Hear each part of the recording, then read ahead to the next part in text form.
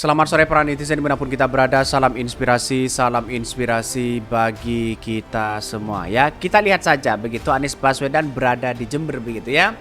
Anies Baswedan mengatakan jika unggul di Jember begitu maka Jatim kita menang katanya begitu. Karena pada hakikatnya para ulama, para kiai di situ begitu kan berbondong-bondong di situ begitu kan yang mendukung Anies Baswedan ya. Kita lihat saja dalam video-video yang beredar hari ini. Kita lihat saja begitu kan penampilan foto ini ya.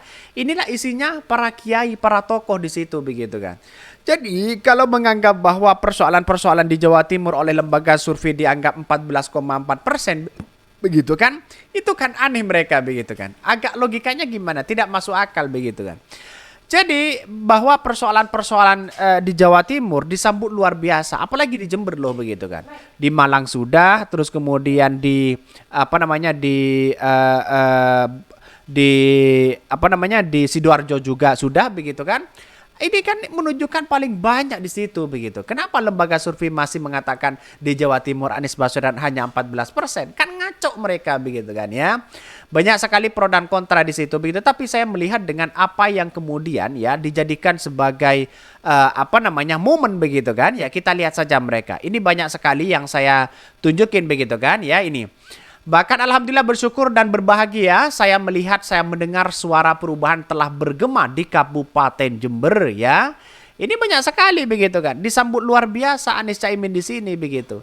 Jadi kalau kita melihat dengan narasi-narasi pada lembaga survei yang kemudian muncul begitu di situ begitu kan ya, yang katakannya Anies Baswedan di Jawa Timur sangat sedikit, lihat saja mereka begitu kan.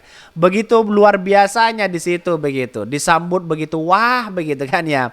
Kenapa lembaga-lembaga survei hari ini kok seolah-olah begitu di situ begitu menganggap bahwa apapun yang dilakukan Anies Baswedan di Jember sangat menurut mereka itu sangat kecil mereka begitu.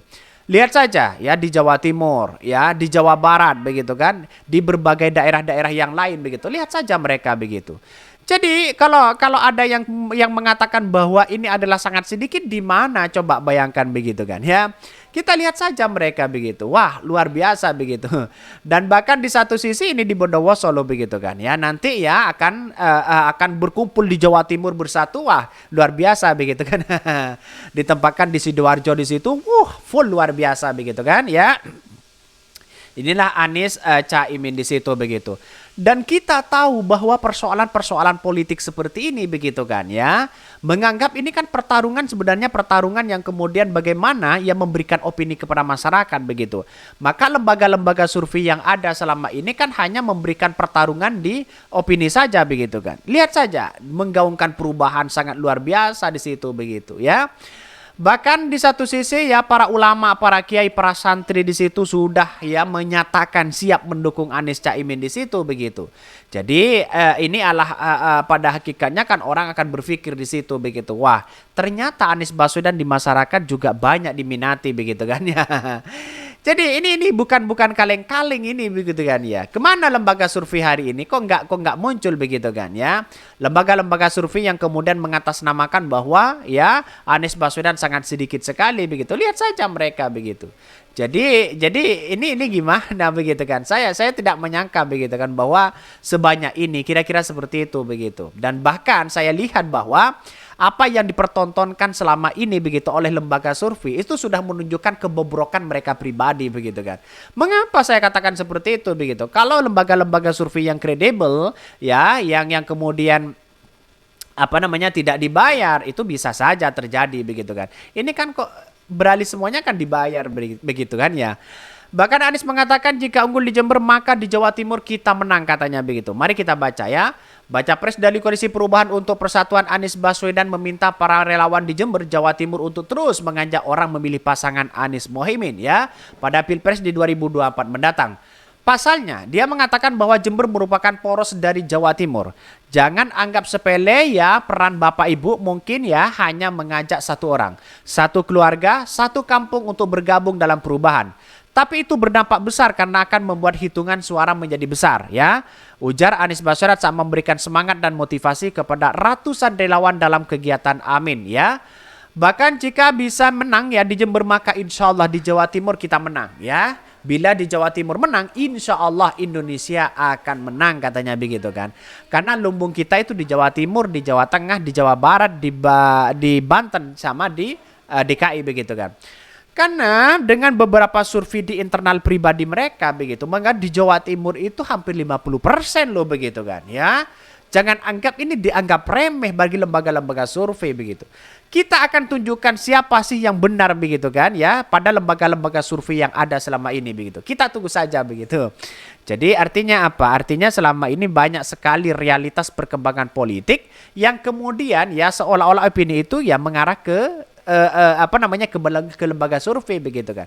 Tapi dengan ada faktanya ini maka masyarakat sudah tidak begitu percaya terhadap lembaga-lembaga survei yang kemudian begitu kan yang dianggap tidak kredibel oleh mereka begitu kan. Jadi artinya apa? Artinya adalah kalau di Jember menang, insya Allah di wilayah-wilayah ini agar kemenangan yang sangat luar biasa ya.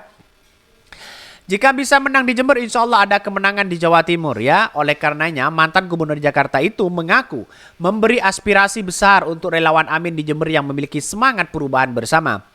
Anies bahkan memandang bahwa apa yang dilakukan relawan dan simpatisan merupakan bentuk kehormatan dan kebanggaan yang nantinya bisa diceritakan pada anak cucu karena ikut menentukan arah bangsa ke depan yang lebih baik. Bahkan ketika nantinya perubahan ini menang dan Indonesia menjadi lebih maju dan adil, Bapak Ibu bisa bilang ke anak dan cucu bahwa Bapak Ibu telah mengambil bagian dari ikhtiar bersama ya, karena bergabung dalam gerakan perubahan.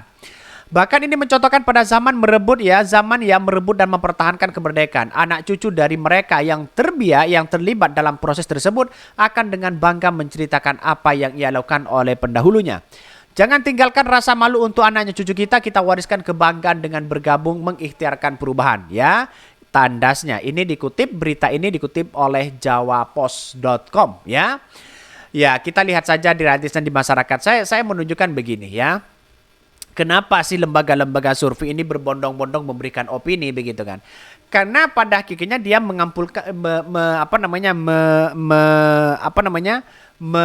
melakukan bahwa itu ada metodenya di situ begitu, mengandalkan metode di situ begitu kan. Karena walaupun metodenya seperti itu bisa dianggap lemah mereka begitu kan. Karena pada akhirnya metode itu bisa dibuat dan apapun begitu kan. Karena lembaga-lembaga survei kita lihat saja yang kredibel, yang mana yang dibayar dan mana yang tidak kita lihat saja. Pasti ada di situ begitu kan ya. Jadi artinya ngapain kita percaya terhadap lembaga survei? Kira-kira seperti itu begitu. Mungkin itu yang kami sampaikan ya, tonton terus channel Hodari Podcast Rakyat ini karena ada berita-berita menarik dan viral setiap harinya. Salam para netizen, salam inspirasi bagi kita semua. Jangan lupa di subscribe channel YouTube Hodari Podcast Rakyat ini.